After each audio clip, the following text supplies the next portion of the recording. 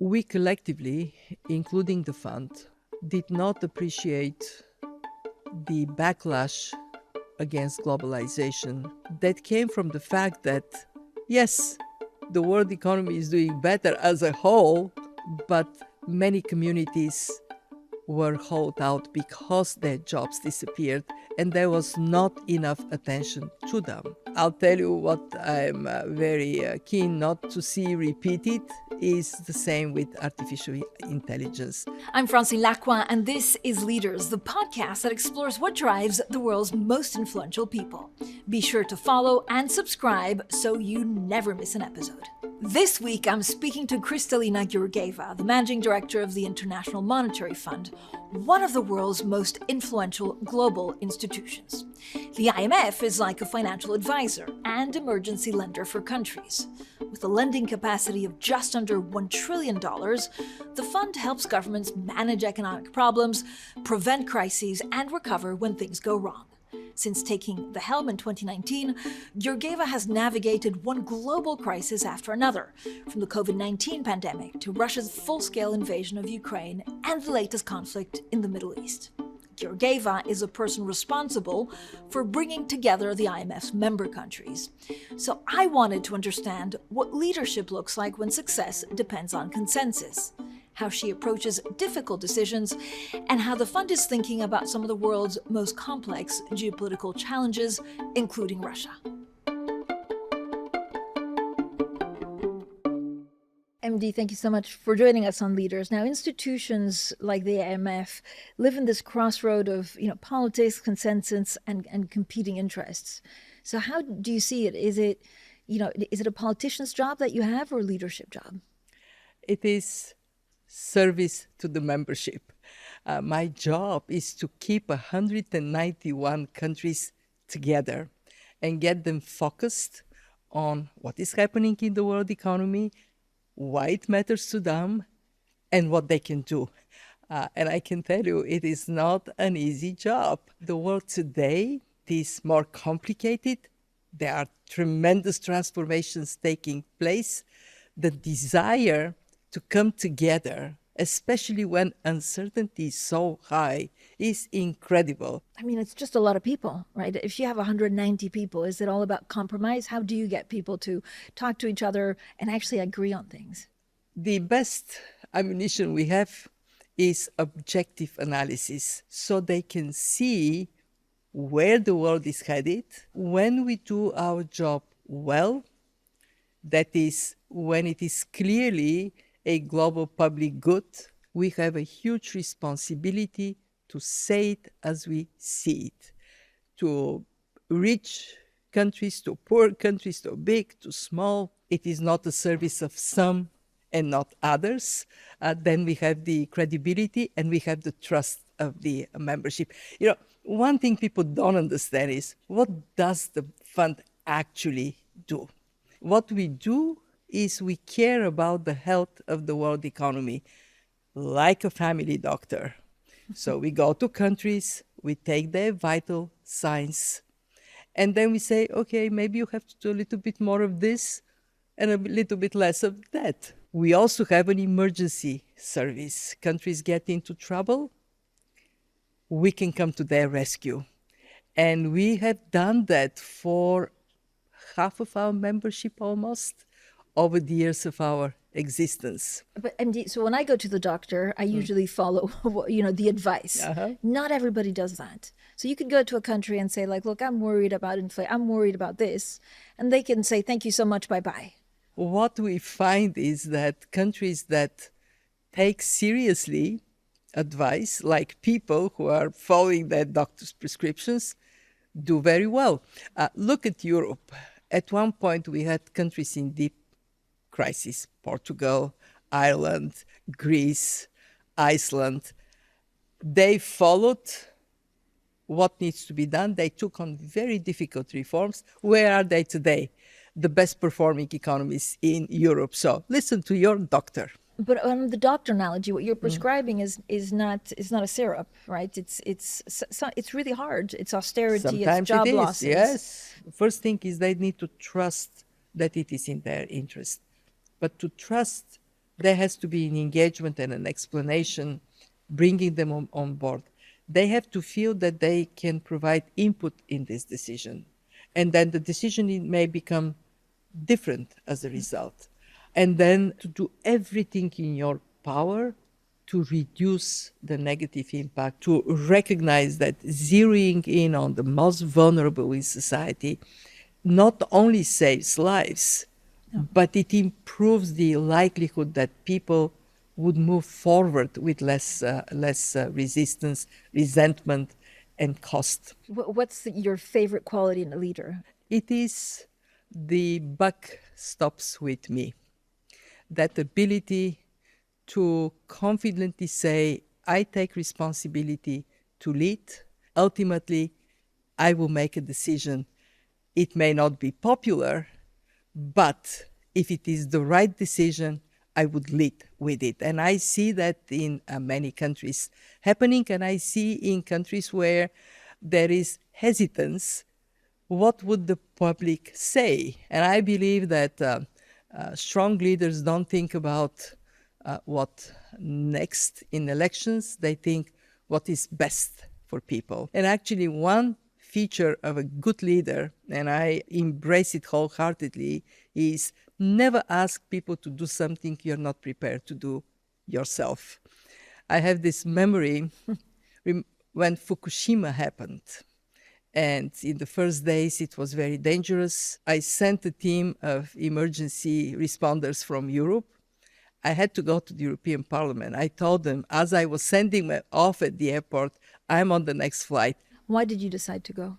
Because I was sending a team to Japan at a time when no foreign dignitary would go. And I felt that sending the team was good, but not good enough. I should be also able to do that. And this is how that sense of we are going to do what is right is reinforced when those responsible stand by their decisions. Are you worried that there's just one crisis too many? In the last 6 years, we had COVID. That was 2020. Then you have the war in Ukraine. Then you have the tariffs. And this year you have the Middle East war. Yes, I'm concerned that we are not completely internalizing yet that this is how the world is going to be. We are not going to get to a place where shocks are gone. And what should we do? I have been telling our members time and again, look, there are things you cannot influence. But how you take care of your own country, how you build the foundation to withstand these shocks, it is in your hands. I always find it interesting to ask leaders about times when they've had to pivot from an initial call or backtrack on a decision. And in September 2024, Georgieva had to do just that. The IMF announced they would conduct their annual review of Russia's economy for the first time since the full-scale invasion of Ukraine in 2022. Now, that decision was really met with backlash. Reporting by the Financial Times revealed that several European countries, including Sweden, Denmark, and Norway, criticized Georgieva and the IMF, saying the visit would be taking a step towards normalizing relations with the aggressor.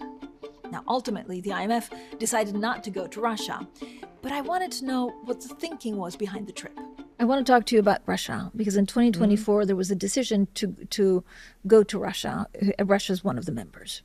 And then there was a backlash. What was that moment like for you? When we brought a program for Ukraine, for support of Ukraine, what impressed me was that we got full support, of course, with the exception of one country. And what it demonstrated was that there is a recognition that the fund bears a responsibility to support countries in difficult position, especially when they are not necessarily the source of this difficulty. There was a discussion whether we can do an assessment of the Russian economy, the regular assessment, and at that point it was a very tricky moment because bombing was going in both directions. We decided to delay. I think that at some point we will have the regular assessment restarted. Let's see when this point would be. So was your decision not to go to basically look at the economy because of the bombs or because of the backlash amongst members? When we had to make this decision at that time, there was a bombing in Russia. I can say that I would have not responsibly sent a mission at that time. There was also a very important consideration. Can we objectively get all the information we need to complete this assessment? And the honest answer was no. We need to collect data on trade, import, export. Russia was very reluctant to provide this data, and that makes an assessment handicapped. But do you feel sometimes like you're politicized more than you want to be? In that particular case, no. Majority of our members,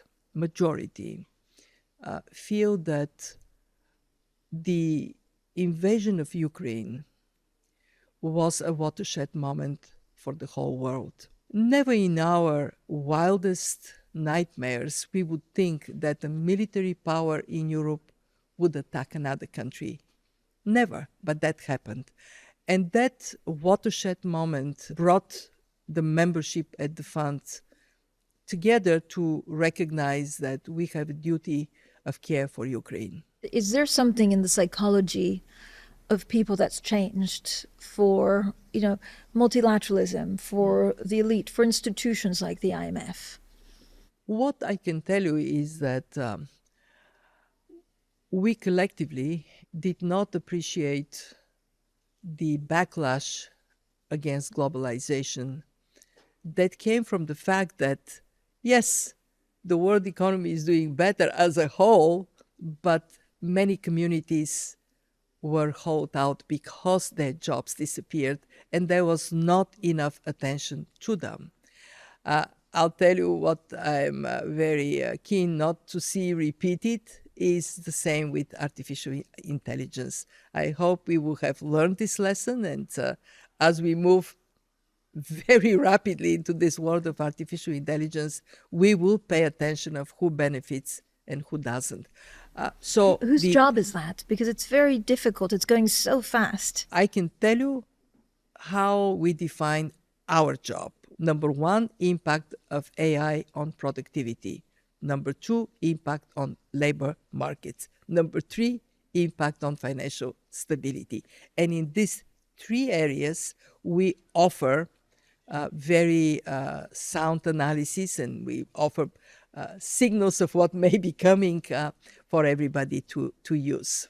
So if you just focus on leadership and AI, this is a very tricky situation because you're either an optimist and you think that politicians are here for the good of the people or trying to make a difference. You're either a pessimist on politicians and you see, okay, they just want to be popular and be reelected. But now you've given the power of AI to companies that are here to make money. So it's hard to say we have given them the power. The honest assessment is that they have moved very rapidly. We need to have more attention to the fact that three different regulatory models are emerging with regard to artificial intelligence: the European, the American, the Chinese.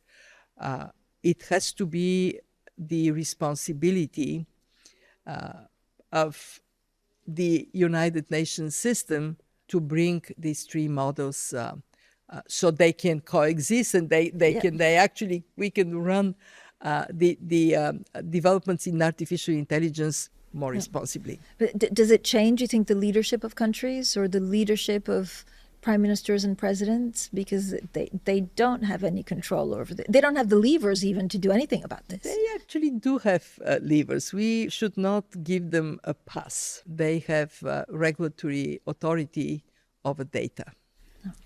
They have regulatory authority over how the profits from AI can be distributed in society. So exercise it.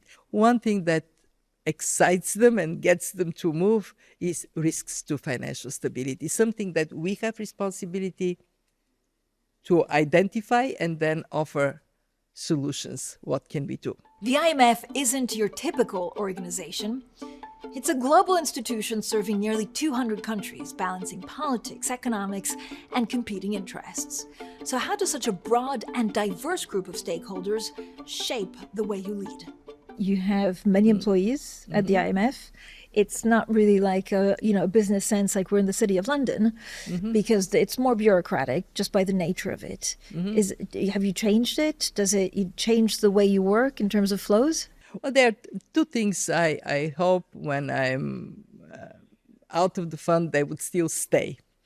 The first one is that very simple message that policies are for people. I grew up in Bulgaria on the other side of the Iron Curtain. My mother lost all her savings because of hyperinflation. I remember queuing 4 o'clock in the morning to buy milk for my daughter. I saw firsthand how devastating bad policies are for people. And the second thing I hope would stay is a team culture. Of all the places I worked, this has the highest degree of discipline. It's like a small army. Once a decision is taken, we move. There was, when I came, I had that sense that there are structures within the army that act on their own, but there isn't enough collective engagement, and we are not making best use of the totality of our skills. So we have built that sense of a team that, especially in these difficult times, comes together. We make decisions together. How did you change that? Because it's something very difficult, right? It's almost in the DNA of any organization that it's collaboration, but that people feel they want to be part of it. You have to invest in bringing the team together. We have regular meetings of the senior management team. We have leadership training, something that was seen when I came, was seen like, we are wasting our time. No, bring people together. You're leaders. You have to solve problems together. Put your minds on that by making sure that we respect every opinion. When I came, that's very interesting. So I'm sitting in my conference room. People come in. Some sit at the table. Some sit behind. I'm saying, what? Why is that? Why isn't it first come, first serve? Well, this level of seniority at the table, this level of seniority in the seat behind, making the younger generation feeling that their voice is heard, that really matters. And then bringing a degree of informality. When you're in a crisis, you have to feel comfortable to reach out to everybody, including to the managing director. I'll tell you, I do things that are non-conventional. We would go out and we would dance. It is everything that break the barriers helps. When you do this and you as a leader, people can see you, you're there, everybody shows up, and that creates a very different dynamic. Doesn't happen overnight. Looking back at your career so far, is there anything that you would do differently? Is there a problem that you wish you could have solved? Is there a country that you could have helped sooner? The most impactful of my jobs was being Commissioner for Crisis Response and Humanitarian Aid. The one thing I regret is that some of the lessons I learned on the way, I didn't learn earlier. The most beautiful lesson I learned from a 13-year-old girl, Syrian girl, in Lebanon. I was talking to her and I was asking her, what does she want? And she said, I dream to go back to Syria and go back to school. And at that time, my answer was, I really hope you can do it. And then I walked out and I said, wait a minute, my hoping does nothing for her. So I put all my energy to create a program for Syrian children. Look, Francine, I spent too many years sitting in rooms of very important people, listening to what they say and thinking, well, they're so important, they must know better. And sometimes being shy to speak up. What is the moral of this lesson? When there is a problem, own it, embrace it. If you can work for a solution, do it. Do not hesitate. In a profile written back in 2022, you described being late to recognize the importance of gender equality as one of your, I guess, regrets. I mean, what shifted your perspective? Oh, yes. Well, what shifted my perspective was being time and again the only woman in the room and looking around and saying, this is not going to change by us just waiting for change to happen. Actually, since I came to the fund, guess what? We are now just about 40% women in senior positions. We were at 25 when I started. I came to this recognition also as a good economist, because when we don't have women in the labor force, when they don't add their smarts to decision-making, we all lose. I mean, at last year's Fortune Most Powerful Women Summit, you also said that Christine Lagarde broke the glass ceiling. Yes. and that when you stepped in there were no scratches left. So what did you mean by that? When I came as the second woman to lead the IMF, half jokingly, one of the men said, are we going to ever have a man managing director? To which my answer was, well, if you want to average it, you will have to wait some 60 years, and then it is again your turn. MD, thank you so much. I have some rapid fire questions. Mm-hmm. Are you ready? Of course. What's the most important question you ask or tactic you have in an interview to figure out if they're the right person for the job? I ask, what would the person that doesn't like you say about you? And what would the person that likes you say about you? If I asked you that question, what would you say? The persons that don't like me are likely to say she is too pushy, she interrupts people when they speak, she's too impatient. So yeah, that's what I think. And people that like you? They would say that I'm fun to work with. What's a job you did not get that you would have loved to have done? I can tell you a job that I ran for, I didn't get it, and later on I was delighted I didn't. I went to Australia to apply for a position as a professor in a Australian university. I didn't get it, and just a month later, I went to the United States, to MIT, and the rest is history. What keeps you up at night right now? I wake up worried that not yet people understand that we have to think of the unthinkable, because the unthinkable has happened and it will happen again. I worry what is the next shock to hit. I don't know what it would be. I just know there would be one. And I worry that I'm not doing enough to get people to say, wake up. Kristalina Georgieva, thank you so much for joining us. Thank you.